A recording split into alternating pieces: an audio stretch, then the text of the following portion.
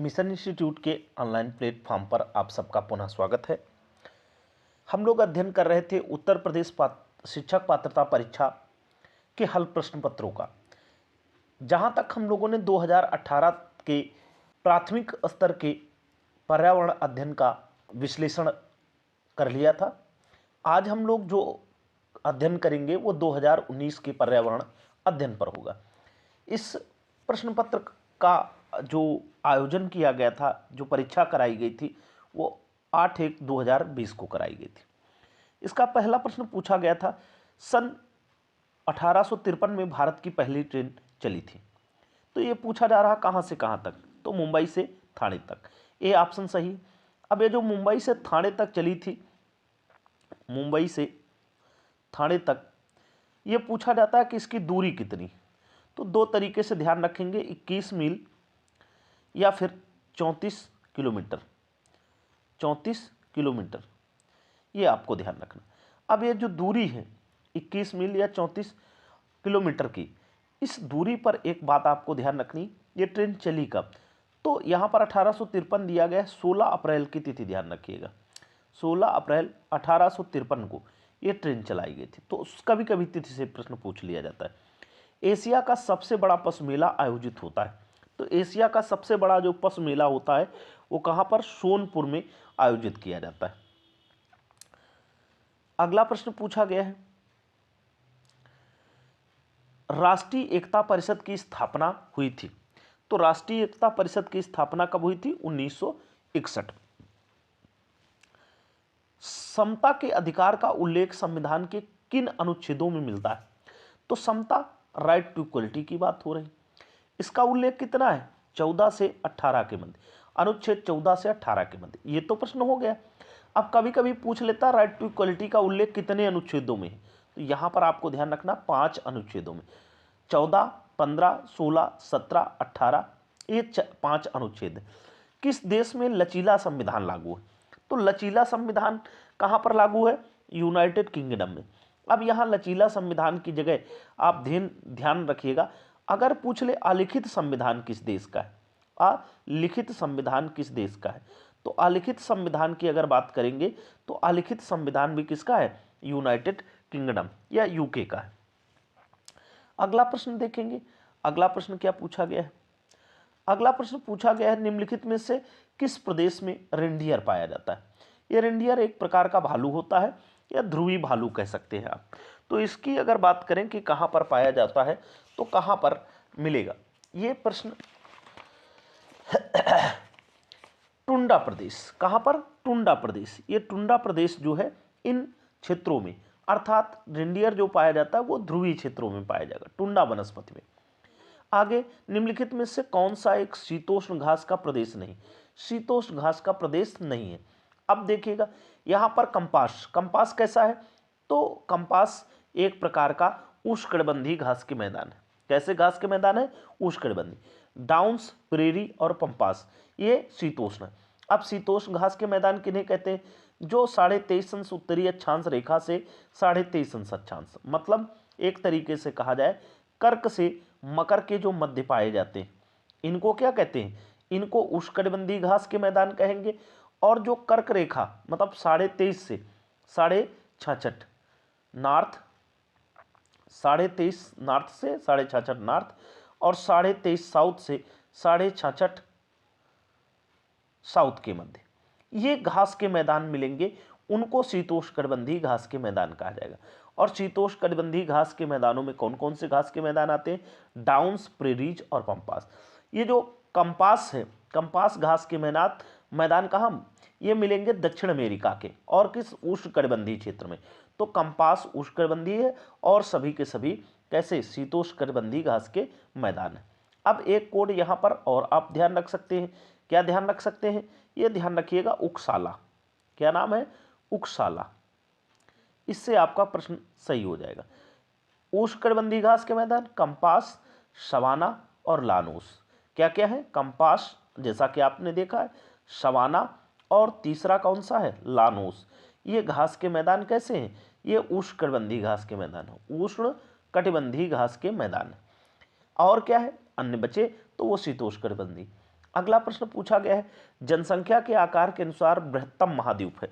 जनसंख्या के अनुसार सबसे बड़ा महाद्वीप तो कौन सा है? एशिया। अब दुनिया के सबसे अधिक आबादी वाले देश कौन कौन से? चीन और भारत, ये सब कहाँ पड़ते हैं? एशिया महाद्वीप में। तो जनसंख्या के दृष्टिकोण से सबसे बड़ा महाद्वीप कौन सा है? एशिया। अगला प्रश्न पूछा जा रहा, भारत में थारू जनजाति कहाँ निवास करती है? उत्तर प्रदेश के तराई क्षेत्र में, उत्तराखंड में, झारखंड में, मरुस्थल में। अब यहाँ पर इस प्रश्न के दो उत्तर हो सकते हैं, एक तो उत्तर प्रदेश के तराई क्षेत्र में और उत्तराखंड, दोनों जगह थारू पाए जाते हैं। तो ए प्लस बी, इस आप क्वेश्चन का आंसर जो होगा वो दोनों के दोनों सही हो जाएंगे। आगे, भिलाई इस्पात संयंत्र स्थित है। अब भिलाई कहाँ पर है? भिलाई इस्पात संयंत्र की स्थापना कहाँ पर की गई? तो कहाँ पर पड़ता है? ये छत्तीसगढ़ में। कहाँ पर? छत्तीसगढ़ में। भिलाई इस्पात संयंत्र किसके सहयोग से?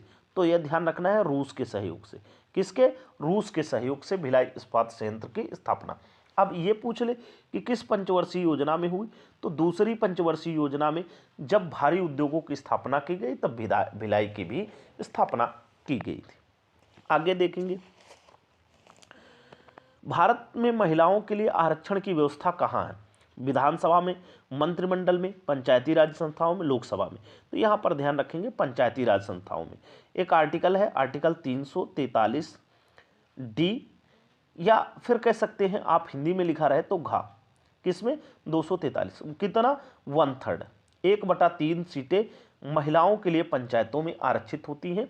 किसमें? पंचायती राज संस्थाओं में। अगला प्रश्न पूछा जा रहा आपसे,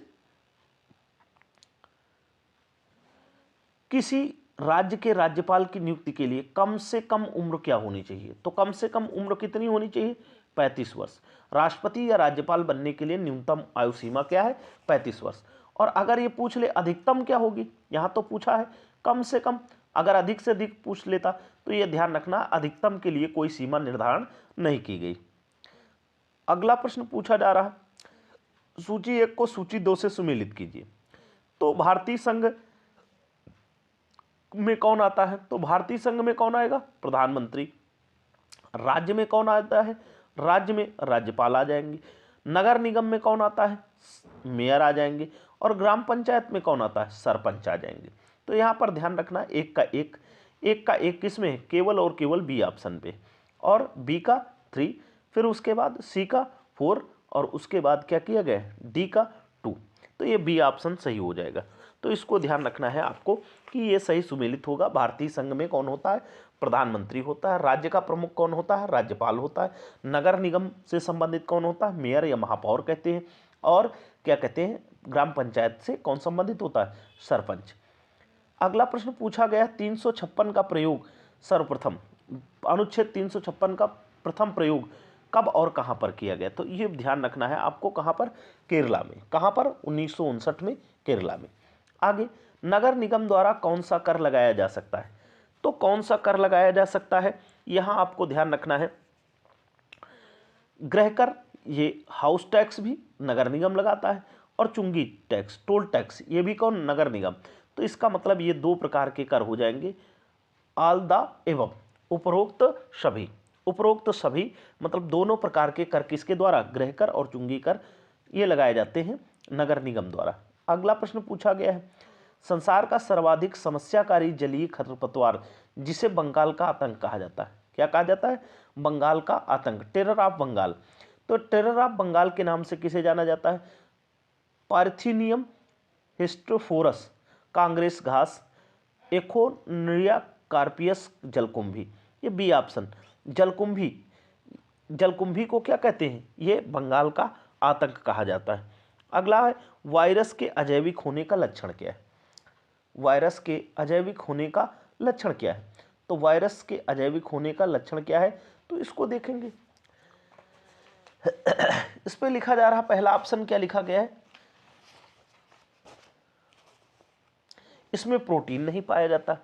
फिर क्या कहा जा रहा है? यह प्रजनन नहीं कर सकता। फिर क्या लिखा गया? क्रिस्टल के रूप में परिवर्तित किया जा सकता है। तो यहाँ पर ध्यान रखेंगे, इस पे क्या सही हो जाएगा? ये क्रिस्टल के रूप में परिवर्तित किया जा सकता है। आगे, पादप हार्मोन जो फलों को पकाने में सहायता करता है, तो तो पादप हार्मोन जो फलों को पकाने में सहायता करता है इथाइलिन। इथाइलिन क्या है? C option ethylene. ये पादप हार्मोन जो फलों को पकाने में सहायता करता है, तो एथिलीन। अगला प्रश्न क्या पूछा गया है? अगला प्रश्न पूछा जा रहा है, स्वतंत्र रूप से भूमि में रहने वाला अवायवीय जीवाणु जिसमें नाइट्रोजन स्थिरीकरण की क्षमता होती है वह है। तो स्थिरीकरण की क्षमता किस पे होती है? ये प्रश्न पूछा जा रहा है। तो ये किस में होती है? क्लास्ट्रियम में, क्लास्ट्रीडियम में। अब अगला है, किस प्रकार का डीएनए कोशिकाओं में सामान्य रूप से पाया जाता है? सामान्य रूप से किस में पाया जाता है? B DNA. किस प्रकार का डीएनए कोशिकाओं में सामान्य रूप से पाया जाता है? B DNA. निम्न में से कौन अचल जीव का उदाहरण है? अचल जीव का उदाहरण कौन है? तो अचल जीव का उदाहरण क्या है? यूप्लेक्ला। ये क्या है? अचल जीव का उदाहरण है। अगला फिर देखेंगे, प्रोटीन अणुओं की इकाई है। तो प्रोटीन अणुओं की इकाई क्या कहलाएगी? प्रोटीन अणुओं की इकाई जो है अमीनो अम्ल कहलाता है। क्या है? अमीनो अम्ल प्रोटीन अणुओं की इकाई है। निम्न में से कौन सा अंग पादप कोशिकाओं में अनुपस्थित होता है? तो पादप कोशिकाओं में अनुपस्थित कौन होता है? तारककाय। तारककाय अनुपस्थित होता है, सेंट्रोसोम। अगला प्रश्न क्या पूछा जा रहा है, मनुष्य के शरीर की सबसे बड़ी ग्रंथि है। तो सबसे बड़ी ग्रंथि क्या है? लीवर या यकृत। यकृत क्या होती है? सबसे बड़ी ग्रंथि है किसकी? मनुष्य के शरीर की। उत्तर प्रदेश का राज्य पक्षी है। तो उत्तर प्रदेश का राज्य पक्षी सारस या क्रौंच या क्रेन। सारस क्रेन या सारस क्रौंच। पूर्वा किस अधिवास में शामिल है? ग्रामीण, रेखीय, नगरीय, अपखंडित। तो किसमें है? पूर्वा किस में शामिल होता है? रूरल, ग्रामीण अधिवास में शामिल होता है। कौन सा ज्वालामुखी पर्वत? अगला प्रश्न पूछा जा रहा, कौन सा ज्वालामुखी पर्वत कौन सा ज्वालामुखी पर्वत है? Ural, Appalachian, Kilimanjaro, Aravalli.